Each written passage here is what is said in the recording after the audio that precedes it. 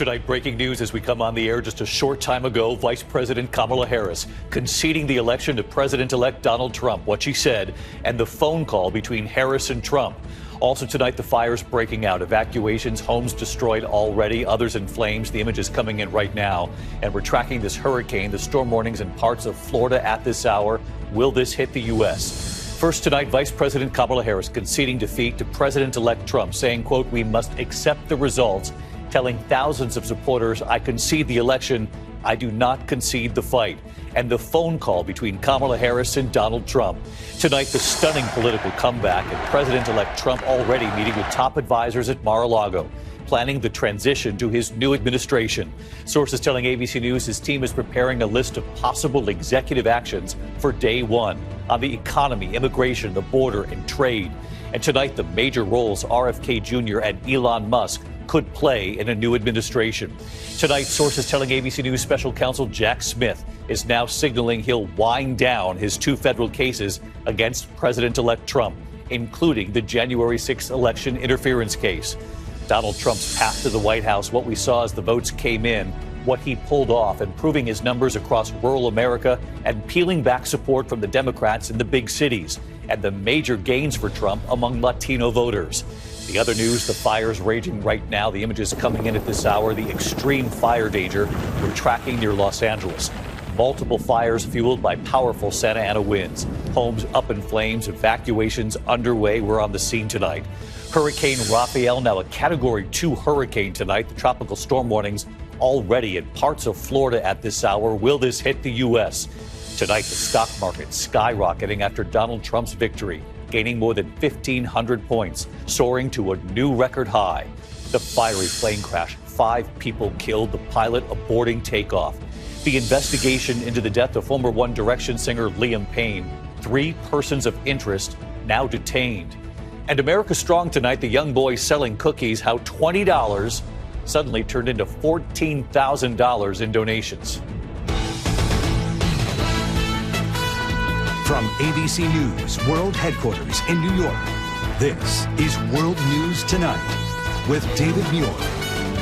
Good evening, and it's great to have you with us here on this Wednesday night. Thank you to so many of you at home who were with us all night on election night last night. We were on the air until 5:30 this morning when we officially called the race for President-elect Donald Trump, one of the most significant political comebacks in American history.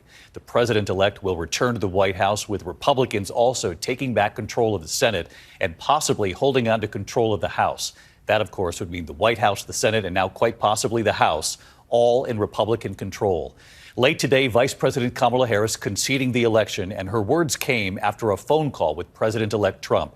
And after that call, the Trump campaign commending Harris on her, quote, strength, professionalism, and tenacity throughout this campaign. Trump taking the stage in West Palm Beach, Florida last night, thanking his family, his supporters, and saying it is time to bring America together, saying success will bring us together.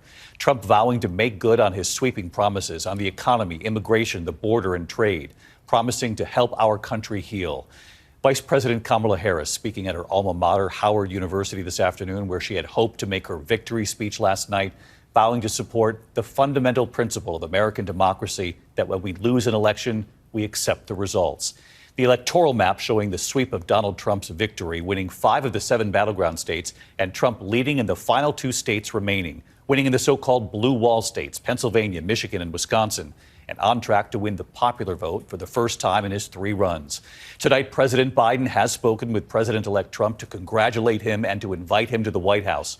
We begin tonight here with the Vice President's concession speech just a short time ago, and Mary Bruce leading us off in Washington tonight.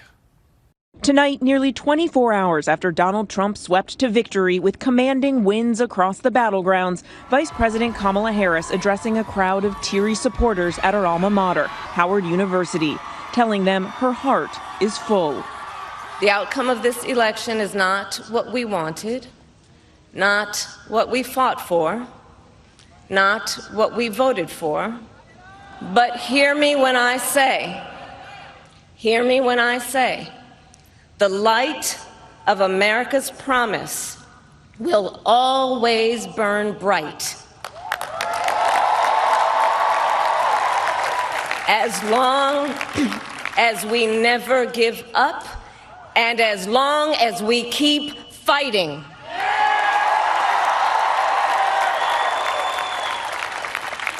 Earlier today, Harris calling her one-time rival to formally concede.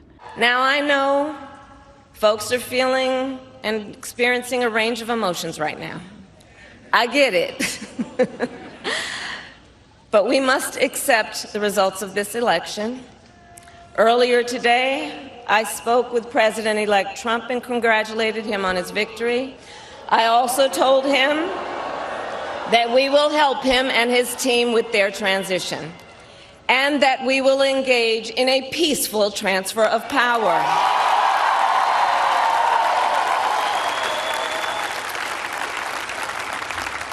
A fundamental principle of American democracy is that when we lose an election, we accept the results.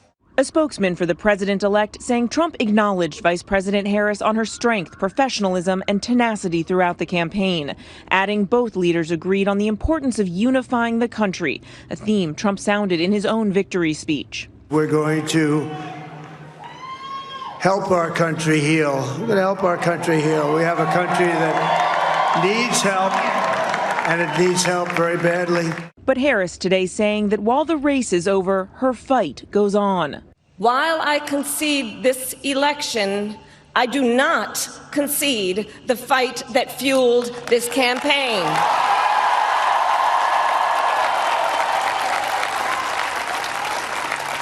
The fight for freedom, for opportunity, for fairness, and the dignity of all people. The vice president with this message to her young supporters. To the young people who are watching, it is okay to feel sad and disappointed, but please know it's going to be okay. On the campaign, I would often say, when we fight, we win. But here's the thing. Sometimes the fight takes a while. That doesn't mean we won't win. That doesn't mean we won't win. The important thing is don't ever give up. Don't ever give up. Don't ever stop trying to make the world a better place.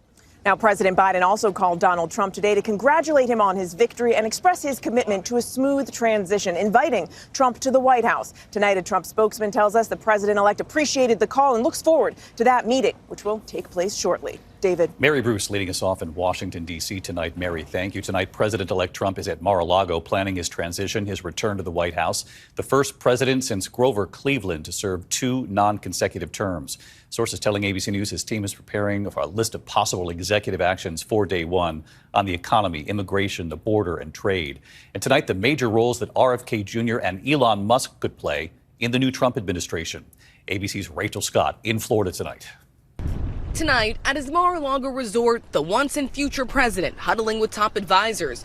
Transition planning already well underway. Hours after Donald Trump pulled off the most stunning political comeback in American history. It is now clear that we've achieved the most incredible political thing. Look what happened. Is this crazy?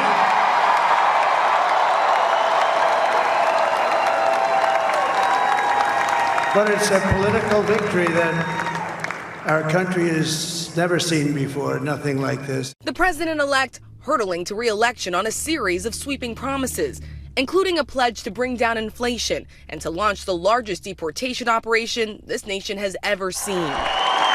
And every citizen, I will fight for you, for your family, and your future. Every single day I will be fighting for you, and with every breath in my body, I will not rest until we have delivered the strong, safe, and prosperous America that our children deserve and that you deserve. This will truly be the golden age of America. That's what we have to have. Sources tell ABC News Trump's team is preparing a list of possible executive actions he could take on day one on issues ranging from the economy to immigration and the border to trade. And aides are starting to vet potential cabinet picks. Participating in some of these meetings, Robert F. Kennedy Jr., who abandoned his own independent presidential campaign to back Trump. Kennedy, who has peddled a wide range of conspiracy theories, including misinformation about vaccines, says Trump promised him control of the public health system.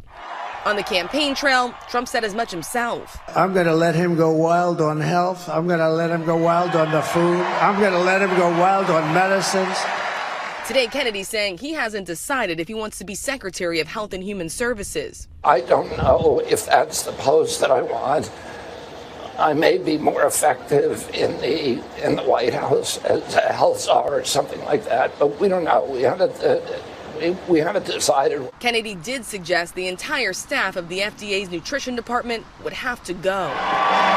Another top supporter likely to have a big role in the new administration, the world's richest man, Elon Musk. But he's a character. He's a special guy. He's a super genius. Tiffany Trump tonight posting this photo. Musk and his young son standing with the Trump family. Musk has billions of dollars in government contracts, and his role in a Trump administration still unclear. He has talked about running a Department of Government Efficiency, pledging to slash $2 trillion in waste. Tonight, President-elect Donald Trump is here at Mar-a-Lago. I'm told he has been working the phones, reaching out to lawmakers. We're also learning tonight that Trump did speak by phone with Ukrainian President Volodymyr Zelensky, both sides promising to keep an open and close dialogue as the president-elect prepares to return back to the White House, David. That's a really interesting development. Rachel Scott, who was with us in the wee hours of the morning, already in Florida tonight, covering the president-elect. Rachel, thank you. ABC News has also learned tonight that the Justice Department is already now winding down those 2 criminal cases they were prosecuting against Trump, including the January 6th election interference case. Let's get right to our Chief Justice correspondent, Pierre Thomas. Pierre, what have you learned? David, just days ago, then candidate Donald Trump threatened to fire special counsel Jack Smith within 2 seconds if he was reelected. But he won't need to. DOJ guidelines are clear. You cannot prosecute a sitting president. And sources tell me Smith has been in discussions about how he will wind down the 2 federal cases. The January 6th criminal case and the classified documents case are effectively over. And some legal experts say it's doubtful that the judge overseeing Trump's 34-count felony conviction in the hush money case involving Stormy Daniels will impose any jail time when Trump is sentenced on November 26th, David. Pierre Thomas live in Washington as well. Pierre, thank you. This election a resounding victory for Donald Trump, the president-elect, improving on his numbers really across rural America and gaining ground with Latino voters, suburban voters, young voters, and peeling away some support from the Democrats in the big cities. So let's get right to the big board. Rick Klein's back with us here tonight. Rick, take us right through the path, right through those so-called blue wall states that Kamala Harris was hoping for, and really where Donald Trump vastly improved on his numbers in his past 2 campaigns. Yeah, David, this is where the map stands at this hour, and we were very focused on the battleground states in particular. We talked about all the paths to victory. And basically, Donald Trump occupied all of those paths. He was able to take North Carolina and Georgia early in the night. Then he took the big prize of Pennsylvania. Then Wisconsin clinched the presidency for him. Today, we're projecting that he will take Michigan as well. He's leading in Nevada and Arizona as well. And what's really striking is how he ran up the numbers basically everywhere he went, whether it's cities or rural areas. I was looking at some of the Latino areas outside of Philadelphia as an example. Looking right there at Reading, you see Donald Trump improving his vote share in a Latino area and in a bluer Latino area as well. More people voting for Donald Trump. He was able to run up the numbers so much, as a matter of fact, that he is poised to do what he didn't do when he ran the last 2 times, which is win the popular vote. He is up over Kamala Harris by some 4.7 million votes at this hour. In the popular vote as well. Rick Klein with us. And Rick, we appreciate it all night long here last night, you taking us through the electoral map. To the other news on this Wednesday night, the fires burning at this hour near Los Angeles. Multiple wildfires raging, fueled by the strongest Santa Ana wind event so far this year. Several people injured, homes burning to the ground, evacuations underway at this hour. The planes battling the flames now being grounded because of the winds. ABC's Melissa Adon is in Ventura County, California tonight. Tonight, multiple homes in flames in Southern California, a wildfire emergency fueled by howling Santa Ana winds. Right now, there's absolutely no containment on this. It is burning out of control. In Ventura County, the mountain fire burning nearly 9,000 acres in just 4.5 hours. I texted my husband about 8:55 and I said, I smell smoke and it seems close. And I went outside and I saw the black smoke coming. So we just started getting our animals, and within 30 minutes, it was already coming over the hill. We're going to have numerous fatalities in here if we don't have companies engaged. Do what you need to do to save lives. Sheriff's deputies racing door to door, rescuing trapped elderly residents in wheelchairs. Just south of there, the Broad Fire in Malibu, starting in dry brush, quickly jumping to homes. Probably close to 50-mile-an-hour gusts, and it makes it nearly impossible to save a home once it starts on fire in conditions like these. Authorities shutting the Pacific Coast Highway in both directions as fire crews assaulted the fire from the ground, choppers dropping water right on top of them. The fire burning all the way to the Pacific Ocean. This home completely destroyed. David, conditions here are exploding, and we have red flag warnings until tomorrow, with wind gusts reaching up to 100 miles per hour in the mountains. David? Just an extraordinary scene there behind you, Melissa. Thank you. We're tracking these winds, fueling these fires. Also a Category 2 hurricane now. A storm warning's already up in parts of Florida for both stories. Let's get right to Chief Meteorologist Lee Goldberg from our station here in New York, WABC. Lee, first the winds and this fire danger. How long does it last?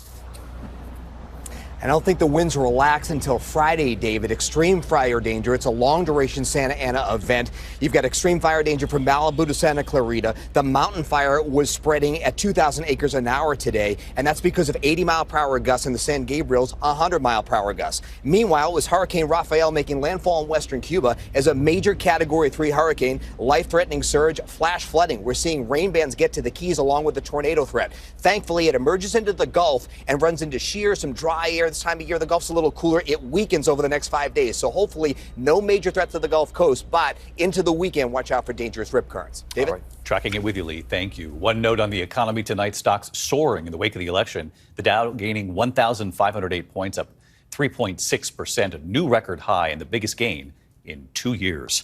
When we come back here tonight, the fiery plane crash. 5 people killed, the pilot aborting takeoff right before the crash. And the death of former One Direction singer Liam Payne tonight. 3 people now being detained, and why. Tonight, 5 people have been killed in a fiery plane crash in Mesa, Arizona. The pilot aborting takeoff, their jet crashing through an airport fence and right into a car. 4 people in the plane died. 1 passenger survived. The driver of that car was also killed. When we come back tonight, the death of One Direction singer Liam Payne. And tonight, we've learned that 3 people have now been detained. To the Index, police say 3 persons of interest have been detained in connection with the death of former One Direction singer Liam Payne. Authorities say he had drugs in his system when he fell from the 3rd-floor balcony of his hotel room in Buenos Aires. Police detaining 2 hotel workers accused of supplying the drugs and raiding the home of a friend, also detained. When we come back tonight, the boy in the neighborhood selling cookies and the Air Force technical sergeant who showed up with a $20 bill. And what happened next? ABC World News Tonight with David Muir, sponsored by Pacific Life, creating financial security for nearly 160 years. Finally tonight here, America Strong, the young boy, the cookies, and the family dream. Tonight in Prattville, Alabama, outside Montgomery, the incredible act of kindness from a neighbor that suddenly multiplied. Hey, how's it going? That's Air Force Technical Sergeant Mickey Lane buying cookies from his 12-year-old neighbor, Camden Thornton.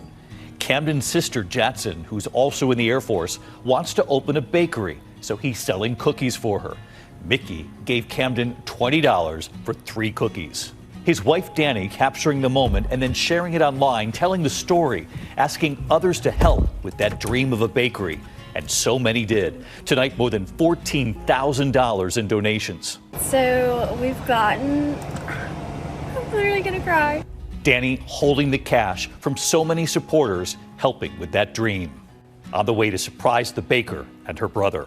It's pretty wild. I just want to thank everybody for doing this, because I would have loved for somebody to do that for me when I was a kid. And then the moment.